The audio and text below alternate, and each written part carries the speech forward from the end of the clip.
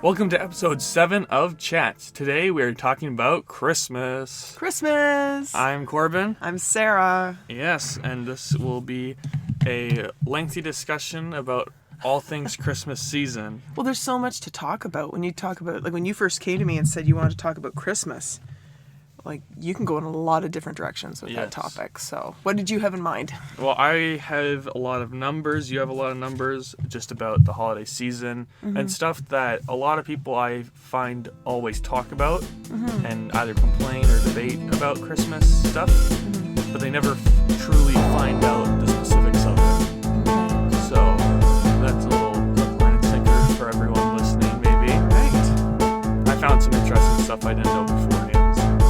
So you'll share that with our listeners. Thank you to everyone who's listening. Yes. And we look forward to hearing any feedback or thoughts you have or any experiences you can share with us. And we'll give you the information on how to do that near the end of the episode. Yeah, almost at double-digit episodes now. I know.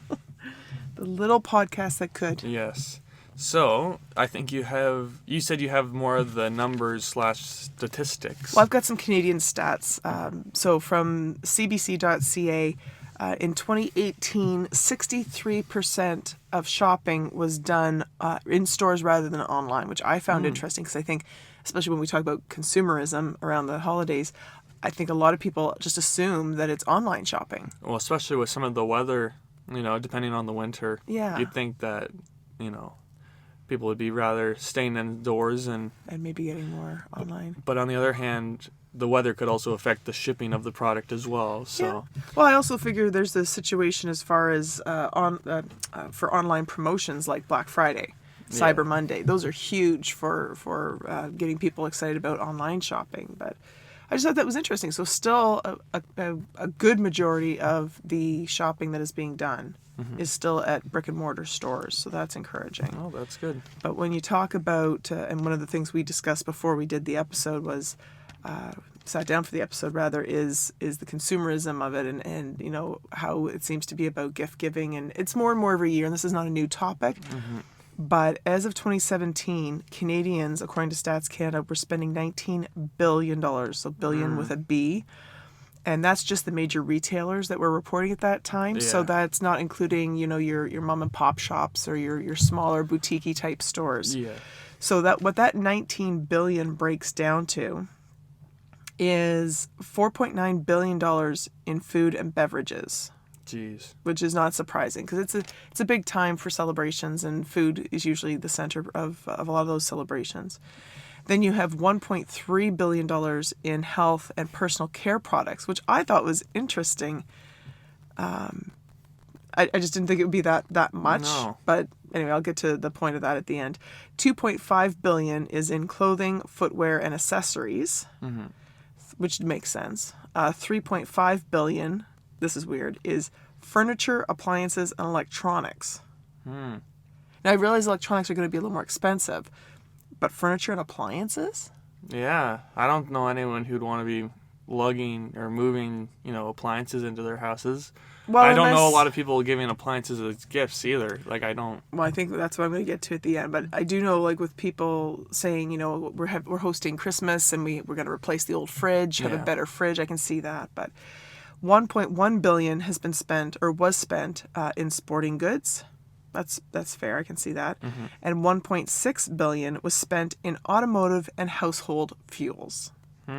So what the takeaway from this is that, excuse me, Christmas isn't just about giving gifts anymore for others. It's about just consuming in general. Yeah. So whether it's a case of this is the time you're going to splurge, maybe there's some great incentives to buy. Retailers are sensing that people are more open to spending this time of year anyway, so they kind of cater to that. It's the classic buying myself the Christmas gift. Yes. I'm buying everyone else ones, but you know what? I deserve something too. I deserve a little something too. Yeah. So I thought that was interesting. At first I was kind of taken aback by $19 billion, but when you see it break down, I still don't get that much. I mean, food and beverages is the most, followed by furniture, appliances, and electronics.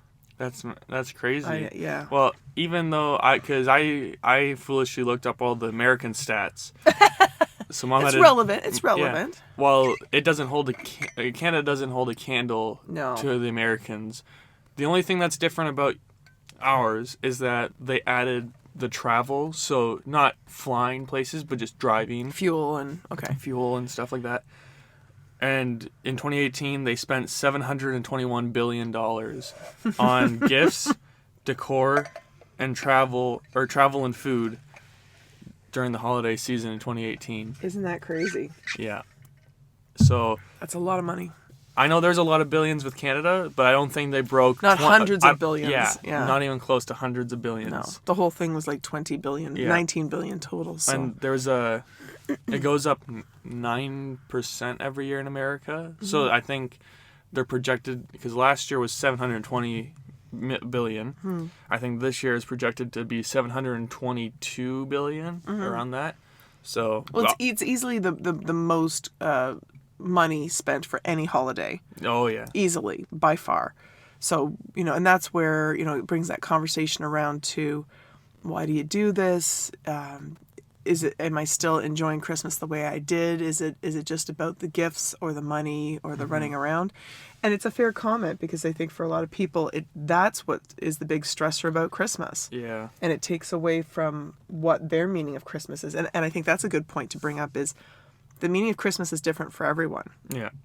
For some people, Christmas is super hard. There are people that I know that really don't want to celebrate Christmas because they've either had loss or they've had negative things happen during the Christmas season, and it's really hard for them to celebrate during that time. Yeah. I actually saw a Facebook Live with a lady I know through work, and she mentioned that she has not had a Christmas tree in like 35 years. Oh. She just really had a tough time. When her daughter was little, she forced herself to put a Christmas tree up. But over, once her daughter was of a certain age, she just stopped. She just couldn't do it. And she felt she was forcing herself to do it. Which is the opposite of what the Christmas season should be. It should be making people happy. Yeah. Well, and if it doesn't make you happy, don't do it. Exactly. And I think that needs to be the mantra for life, but in Christmas in particular, is if it doesn't make you happy, right? Yeah. That's what puts the negativity into Christmas, aside from the commercialism and the stress of it all. But is that all? Do you have any more stats that you want to share? I have quite a bit. Okay, but I just found a good segue when you said, now I forget what you said, but it was something along the line of, why do they do this, to get people going? And it's because they want, obviously, they start early. Oh, the consumerism of it. They start really early in the consumerism of it. And this is what I meant at the start by things people complain about, and that's, when do you start playing Christmas music? And I found a list of stores that are between Canada and America, where some of them are like, they have a certain date that they start playing them. Specific, yeah. So I have a list, and the earliest was October 22nd. No. In both Canada and America. No. Do you know what it is? Hang on, let me guess. Yeah. It's a retailer in both countries. Yeah. Okay, hang on. Oh, now I'm going blank. But I'm just trying to think, because do I shop there? Yeah. Yeah. I've shopped there. Crap. I'm just thinking that it's not a grocery store. That's a hint. Okay. I was in Michael's in August, and they had poinsettias on the wall. Yikes. So that's the only one that's jumping to my mind right now. I'll say Michael's, but I'm pretty sure it's not Michael's. No, it's Best Buy. And they had my goodness. They had a dead set on October 22nd. And I'm sorry, just to interject there. Yeah. There's the whole debate about Remembrance Day. Yes. And I have no problem with that argument to say, first of all, you've not just jumped Remembrance Day, you also jumped Halloween. And not that I'm a huge advocate of Halloween, but life goes by fast enough as it is. I don't think we need to speed it up anymore by rushing these holidays. So the fact that they're backing up into the middle of October blows my mind. It's not a good feeling when you walk in, midsummer and you see back to school stuff. It's not good when you're excited to celebrate Halloween and then you see Christmas stuff. It just feels like someone's always constantly behind you, pushing you. Exactly. And for some people, it's incentive to, I got to go get it now. But for other people, it's like, I have a long time and I don't want to be thinking about that. Well, it can shut you down, right? Yeah. Yeah. So then we have some American retailers, like Kmart and Lane Bryant. But then we also have Michael's on November 1st and Sears. Yeah. I don't know if Sears still exists in Canada, but no, not really. Then we have November 13th is another big date. Well, after Remembrance Day, which is it's good. Dick's Sporting Goods and Walmart. Yeah, I can see that. Yeah, I can see Walmart starting right after that. November 18th is Staples, and Black Friday is like a bunch of places: Home Depot, Lowe's, Foot Locker, Whole Foods, Target, a bunch of places. And just for people who aren't familiar with what Black Friday is, in the States, Thanksgiving is the fourth Thursday of the month. Yeah. And they always have that day off, obviously. But they also recognize the Friday as being a big shopping day. It's kind of like their kickoff to the Christmas season. Kind of like they celebrate Thanksgiving up until that Thursday. And then they go. And then the next day, they're shot out of a cannon and start shopping for Christmas. And then they have a list of stores that depend on managers' decisions. So that's just a couple places like fast food places, mostly like Dunkin' Donuts, KFC, Taco Bell. So that's arbitrary. They can just decide at their own location. Stores that didn't want to say when they started: Apple, IKEA, Ross, and Starbucks. I wonder why they don't want to say. Well, Starbucks probably starts in like 1st of September. Yeah.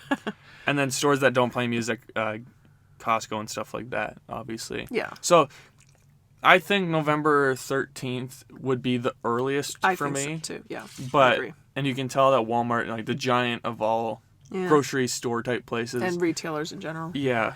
They're smart to put it behind there, but I can't believe Best Buy with October 22nd. That's crazy. That's all kinds of wrong. Yeah, and that's all across them. And that was in 2018, so they might change it this year. Right.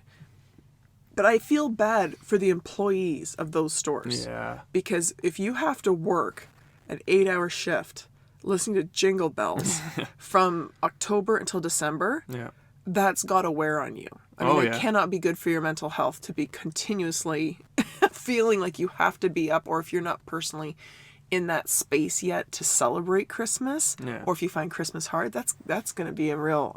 that would drive me crazy. Yeah. And speaking of retail stores, it segues over nicely. Oh, you're welcome. To the other big debate that people always have something to say about: is it Merry Christmas or Happy Holidays? Oh gosh, this is... okay, go ahead. Sorry. So they did a thing in America, a poll, where they asked Christians and non-Christians about what they think. Okay. And everyone said it was like 66% of both Christians and non-Christians say it's fine to say either or. Yeah. And there's that little 8% that gets their panties in a twist. Yeah, about it. So, and those people have access to Facebook and post it religiously. Pun intended. Every couple of days. It's tough to be in retail Christmas time. Not only you have to listen to the same music over and over again, you have to deal with the stressed customers, and you have to deal with all the PC stuff about, we say Happy Holidays here. It's like, or what's not. Well, and that's I don't disagree. I don't agree with the PC thought. For me, I think if anybody, we identify as Christian. Yeah. If someone were to say to me, Happy Holidays or Season's Greetings, I'm not offended that you did not recognize my religious holiday. I'm not offended by that. I'm not dead set on it. To me, the fact that you've taken a moment to acknowledge and wish me well is really what you're doing. That's good enough for me. Mm-hmm. Now, for my work, I have to be sensitive to the fact that there are non-Christians, and there are people who are, maybe even atheists, or people that don't have strong or don't want a strong religious message coming from them from my workplace. So for that, I'll do things like I'll say Merry Christmas, Happy Holidays, Season's Greetings, and we'll see you in the new year. Cover it all. Mm-hmm. So no one is going to sit there. And you might think, well, that's a little overkill. In this day and age, you need to tick all your boxes and make sure that you've covered everything. And then, so if someone's saying, oh, well, she didn't mean Merry Christmas for me, or she didn't mean Season's Greetings for me because you don't believe in the holiday season, well, that's fine. I'll catch you in the new year. I still got you. Yeah. But I'm not offended by any particular greeting. Like if someone came up to me and even said Happy Kwanzaa, well, I don't identify with Kwanzaa, but you know what? I would respect the fact that you do. You took the time to wish greetings to me that means something to you. Mm-hmm. I think that's where people need to come from. And this whole finger quotes again, war on Christmas is absolutely a crock that certain individuals with certain agendas push through on people to create panic and division. Yeah. There is no war on Christmas. There never will be. There never has been. It's just people who are trying to create division and make people feel attacked and therefore make them come back strongly against what they're feeling attacked by. It's ridiculous. Yeah. That's the gospel according to Sarah. I agree. It's a lot to take in, but It is. But it brings out strong emotions in people. And it's like, well, if you're feeling that strongly about it, perhaps you need to look at it from another point of view. Not everyone is a Christian. yeah. Not in this day and age. You got some stuff written down. Yeah, I've got some notes here. So other Christmassy type topics. The topic of Christmas parties. Yes. They used to be really big years ago when I first entered the workforce. Everybody had a Christmas party, and it was assumed that everybody went. Like you would all go. I have seen some really bad behavior. Yeah. Really bad behavior at Christmas parties. I've seen stuff that really has pretty much led to people leaving their job afterward because it wasn't good. But some organizations still believe in Christmas parties, and I know like for your dad's work, it's a great family-oriented event where they have little children and Santa's there and they have the dinner. Yeah. Not all of them are like that. Not all of them are like that. The other evolution has been to get away from like an evening event where everyone comes and has like a dinner and a dance and moves it to a daytime event. So like the boss is going to take everyone out for lunch, or there's a luncheon type, a daytime during the work day. Type event where everyone will get together and have their season's greetings and things like that. The problem with that, I mean, it's lovely if anybody wants to do something like that. The problem with that is that we've seen an increase in daytime drinking, right? Especially over the holidays. You're having ride programs at 2:00 in the afternoon and you're catching, the girls have come back from their, luncheon, had a couple glasses of wine and now they're blowing over, or people who have indulged a little too much and think it's still okay to drive back to the office. And I'm not going to get all preachy and be like, monitor your consumption. I think that's all self-regulated and that's just common sense. But it does sort of beg the question of what is the role of the Christmas party and what does it look like? And maybe that's where our listeners can give feedback and tell us what their companies or their employers do how it's maybe different and how it works. Yeah. I find that a lot of Christmas parties now aren't even done by the bosses. They're done by like a social committee. Or even just one person. Yeah. And it's sad because the bosses seem like they just don't care. Well, I've been the person who was the social committee and had to do the organizing, and it really doesn't feel like a Christmas party for you. No. It just feels like you're throwing a party for everybody else. Yeah. Which they love. They were great. But it does make it hard for the people who are behind the scenes trying to organize it. So. After 4 years of working at a grocery store, never once have I gone to one of their Christmas parties, and every year I hear something that makes me say, I'm glad I didn't go to that Christmas party. Kind of scandalous. Yeah. And I enjoy, like you said, Dad's is a good one. Mm-hmm. But, I think it's unnecessary, and I don't feel people should be forced to it. Well, and conversely, I don't have Christmas parties through my work. Do you miss that? Not really, because it's a busy enough time, and it just feels like one more thing. There is an organization that I'm part of through my work, and they do have a December luncheon. Yeah. There is no alcohol served, Yeah. Which I think takes care of some of the issues that we've discussed. Makes it arguably a better time. Yeah. And then for our Christmas meeting through my work, we do try to have something. In the past, it's been like a potluck dinner, which was kind of a pain in the butt because where we worked, there really wasn't a great kitchen setup.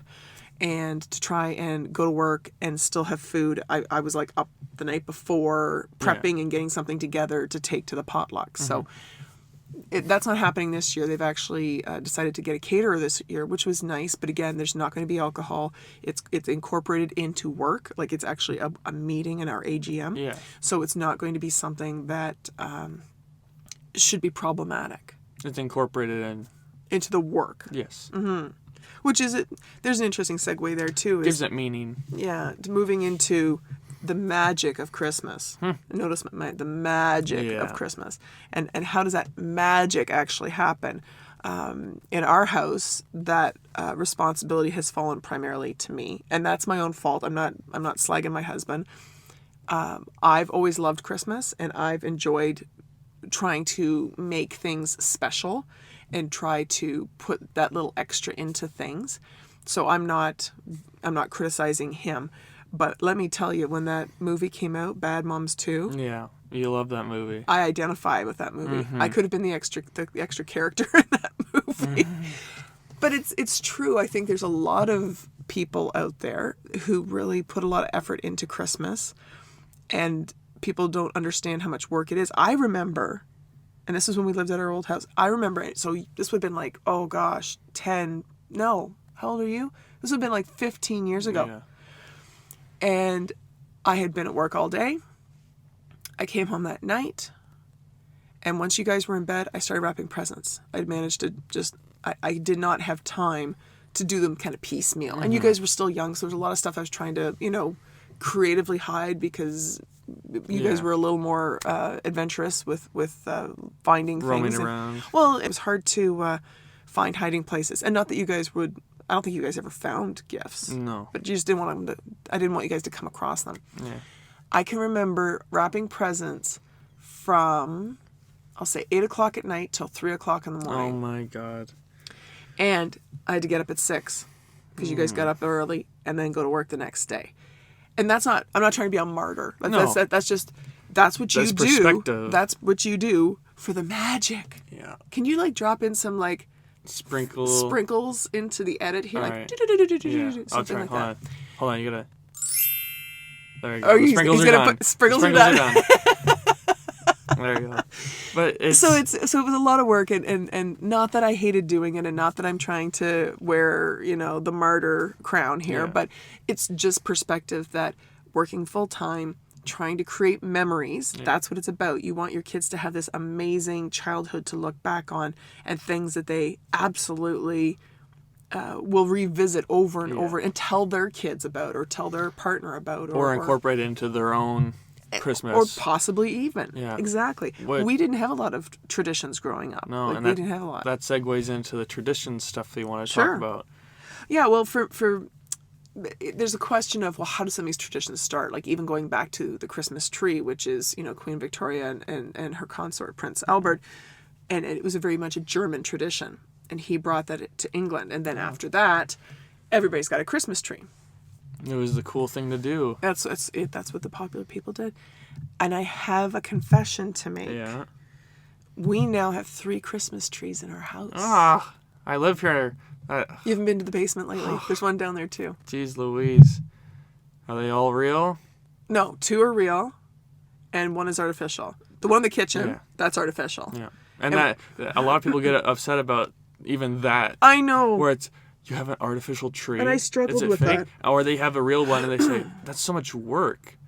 It's know. just, Well, here's the breakdown. We did an artificial tree for years when you guys were little. Yeah. And I liked it. I liked putting the little branches on and fluffing it out. But then The color-coded but then branches. But then Dad he's a very see it and achieve it type of guy, and say it's not, or he's like it's not fluffed enough. That's a nice way of saying his dad's a perfectionist. Yes. That's a whole separate podcast. I'm learning that I am a perfectionist, and for myself in certain as well. ways, yes, you are. In certain ways, yeah. But nothing against the other Christmas tree. It wasn't one of those fancy ones now where it's looks like it has snow on it. No. It was just a green an artificial Christmas tree, tree. yeah. And we put a little base around the bottom, so you didn't really see. Plus the presents, you couldn't really see the plastic stand. base. Yeah. And I, as a kid growing up, I was totally fine with it. Impartial. That It was your didn't tree. it didn't matter if it was real or not. Yeah. And then I think it was when we moved to this house. We had one a couple of years at the old house that we did a real tree. But we actually, it might have been before you guys were born, and we got away from it for this very reason. So we get a real tree, We would put it up.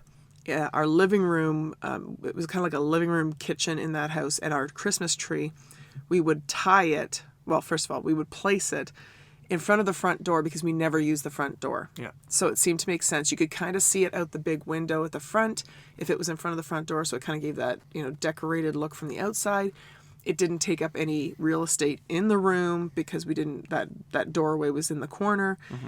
And it gave a nice, it brightened up that corner of the room. Yeah, it did. What happened would be that we would have the annual erecting and decorating of the tree, and then we would have the collapse of the tree, and then the remounting of the tree. So it got to the point where it was like, this is crazy. We're getting a little fed up with having to do it all over do it again. twice. We had broken ornaments.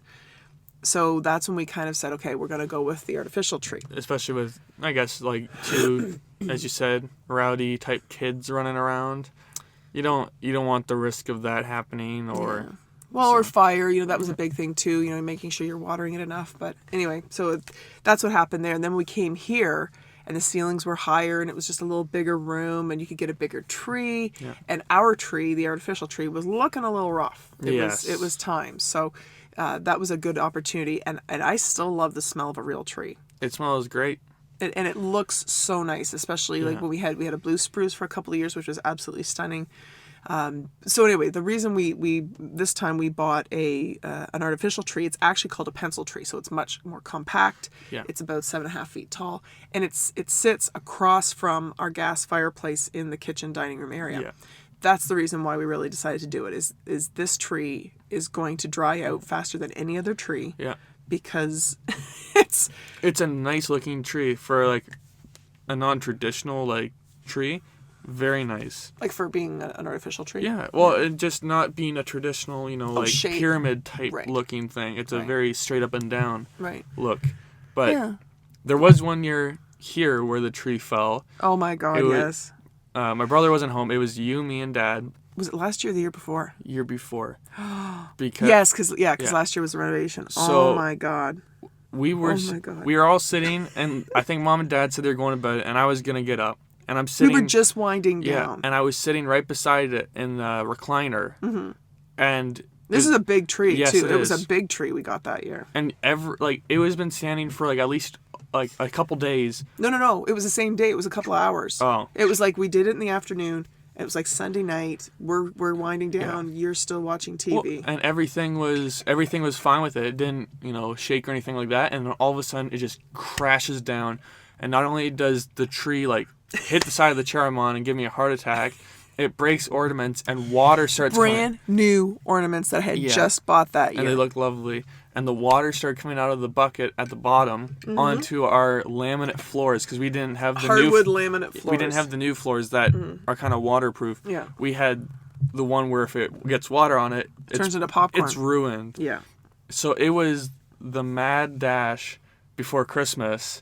It wasn't Christmas Eve or anything, but it was like we need to get this under control because this is where we have our Christmases is in this living room. We all moved at lightning speed. Yeah. Had you not you just called for us and we were down the stairs grabbing. It was towels and it was weights and rope because not only did we have the weights at the bottom of the tree, which we had originally, we then tied a bunch of something to hold the tree and to counterweight it to the back corner so it didn't flop towards me again. It's a weight off of a tractor. So when you weight the front of a tractor, if there's a lot of weight on the back of the tractor, you can actually put this.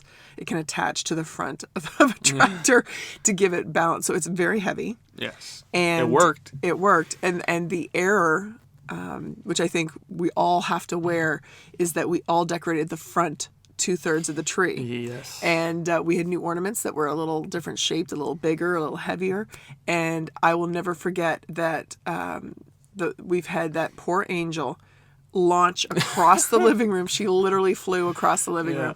And she's done that so many times. So we had to give her a rest. But anyway, so real versus artificial trees. Yeah. My opinion is we have the real trees, which we then we either put them in a fire pit in the spring, or I know people who chip them so they go back into a natural environment. So that's fine. I think if you use an artificial tree and you get a good lifespan out of it, like for us, we got like 15 Solid years out of yeah. our artificial tree. And then you say that there's ways to dispose of them that are better than they were even back then. Yeah. So let's just stop with the judgment. Yeah. Like, let's just let people do their thing. My opinion with this and everything else we've talked about involving, people complain about Christmas is, I don't care.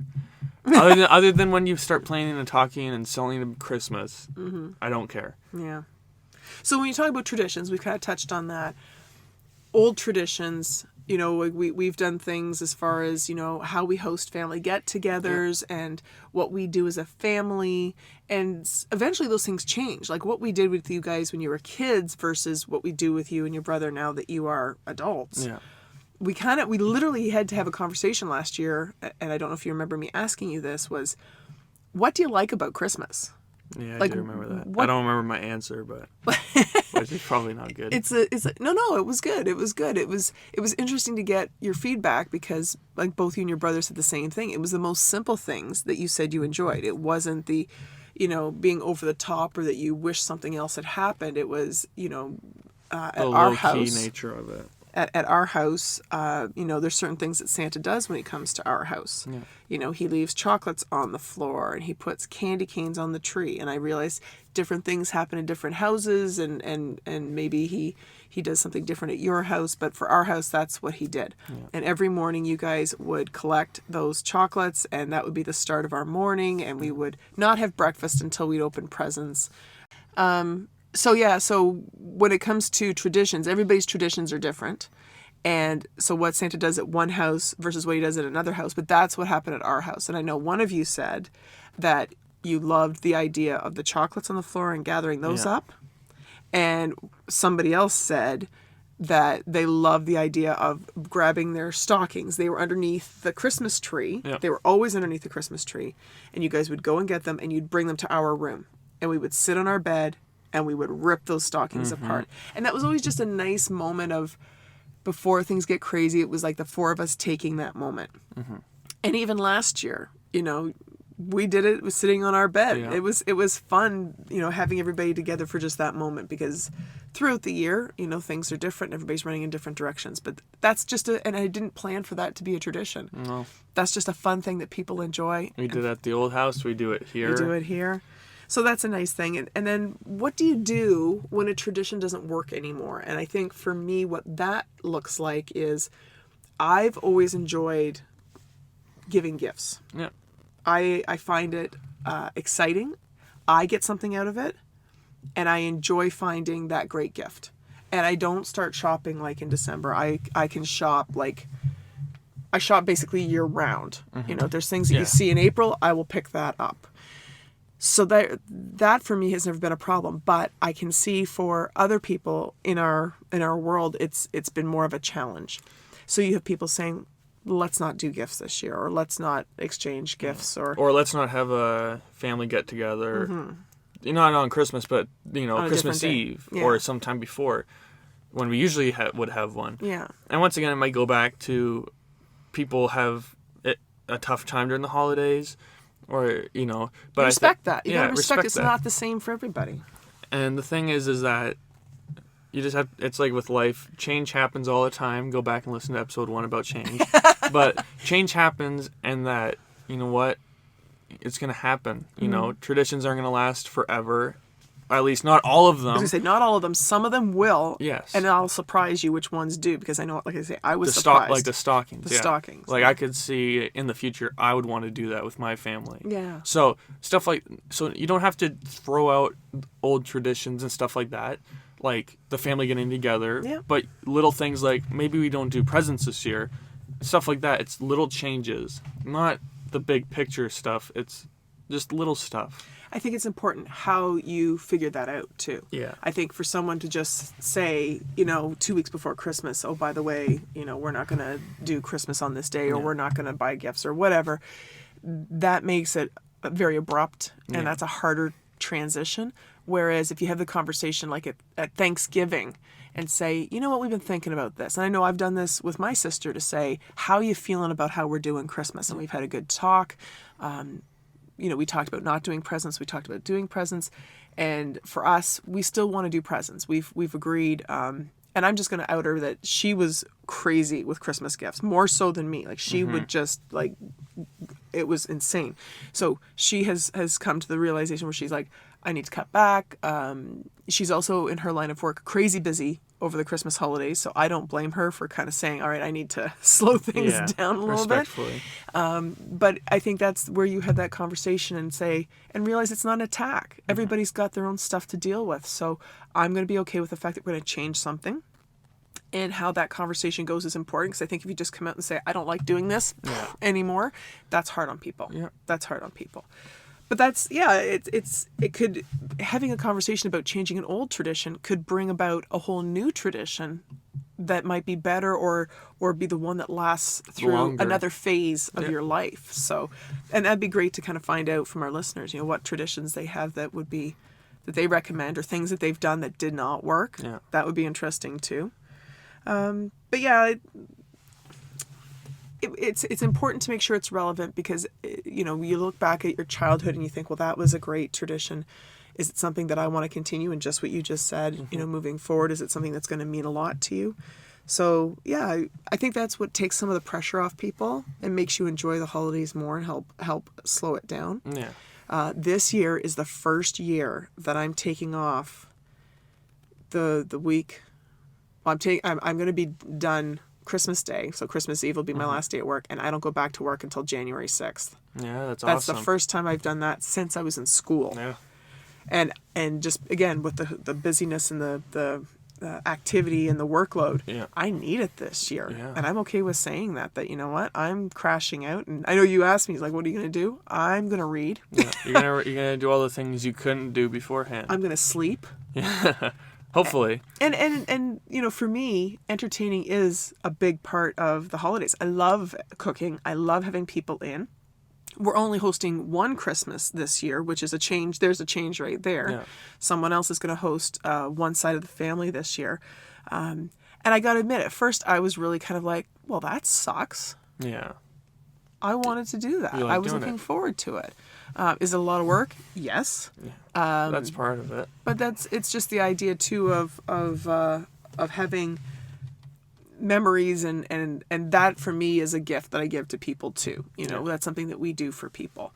But if it's something that people want to change, and you have to embrace that as well, and maybe next year we'll have it back here. Yeah. And that's okay. So, we don't hate Christmas, everyone. No. We love it. It's just we're picking away at the parts that that people either complain about a lot or people cling to. Yeah, so in a bad way. Yeah. Christmas is arguably the best time of year, and this podcast kind of hopefully helps you make it even more so. Yeah. So absolutely. And for people that are struggling, a little kindness. I know that kind of piggybacks on what our last podcast episode was. Yeah, go listen to episode 2 for kindness. Or no, episode 6. 6. We're so much farther than that now.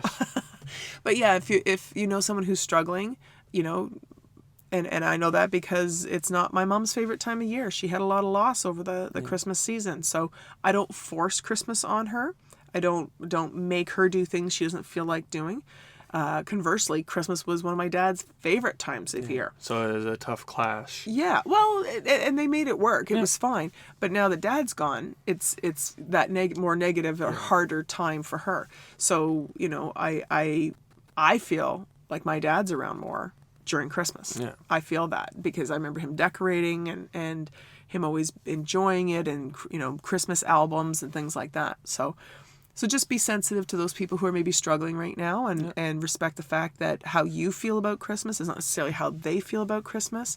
And that's probably the best gift you can give them as well, is just let them feel how they feel and be there to support them if they need it. Well, let us know what you think about the podcast, what you think about Christmas in general, and if you have anything you want us to talk about before Christmas happens. Well, we could do a couple more. We can do a couple give more. us some So suggestions. give us lots of suggestions. Yeah. You can find us at these places. We have a Facebook We have a presence, so check us out on Facebook. And also, you can email us at chatspodcast@gmail.com. That's chats, CHAST, podcast@gmail.com. We would love to hear from you. Make sure you're giving us a review. Rate us on your local, wherever you're finding your podcasts. We would love to know what you think of the work we're doing. Yes. Well, just like Santa, we're busy before the holidays, but make sure you join us for our next chats.